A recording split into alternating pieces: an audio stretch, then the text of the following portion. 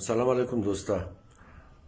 دی بیگا یک پست کرده بودم درباره ازی که در لاهور یک گروپ جور شده که مردم را بازی میده مگه با این هر کس بیکار نیست. در لاهور بسیار خوب کاره، تنخواه یا معاش کلو میده دیگه.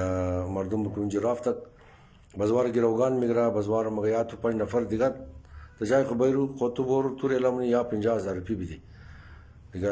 ایگو بچه از را اول کده که بیرارش رفته اونجا دگیر از وابان منده. ما خیال اول کدوم مگه حداقل 4 ماه سر ما کار میگیره، 4 ماه دیگه هم از بعد بیلا مریلم نه دیگه. ما امی خواهش راست تمام شما منم که اولادهای خورا احتیاط کن، خودون شما جوانا بیکاری خواسته قدر لیکن دمزیا بازی نخرین. وشون باشه که اونجا رفته در مشکلات دیگه گرفتار نشین. سلامت باشین، بخیر.